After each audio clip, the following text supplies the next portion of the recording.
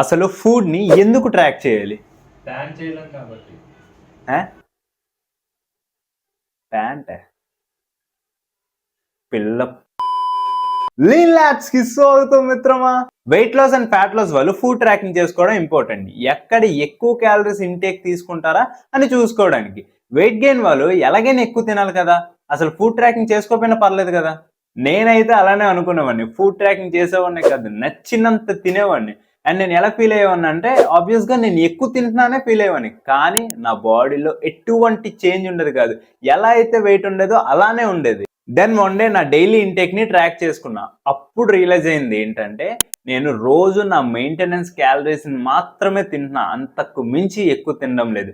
That's the reason why నా body weight అలానే ఉండిపోయింది వితౌట్ ఎనీ చేంజ్. ఇక్కడ పాయింట్ ఏంటంటే, మనం ఎక్కువ తింటున్నామా తక్కువ తింటున్నామా అన్నది మనకు తెలియదు. సమ్ టైమ్స్ ఎక్కువ తినొచ్చు, సమ్ టైమ్స్ తక్కువ తినొచ్చు. మీరు కూడా నాలాగే అనుకుంటే ఒకసారి మీ డైలీ ఇంటేక్ని ట్రాక్ చేసుకోండి. ట్రాకింగ్ కోసం వెయింగ్ మిషన్ అవసరం లేదు. There are so many apps and softwares, even AI కూడా హెల్ప్ అవుతుంది. ఇన్ని ఆప్షన్స్ ఉన్నాయి. మీ గోల్ ని మీరు రీచ్ అవ్వాలంటే పక్కా మీ ఫుడ్ ని ట్రాక్ చేసుకోండి. సో దాన్ని బట్టి ఎక్కడ మిస్టేక్ జరుగుతుందో తెలుసుకొని మీరు రెక్టిఫై చేసుకోవచ్చు.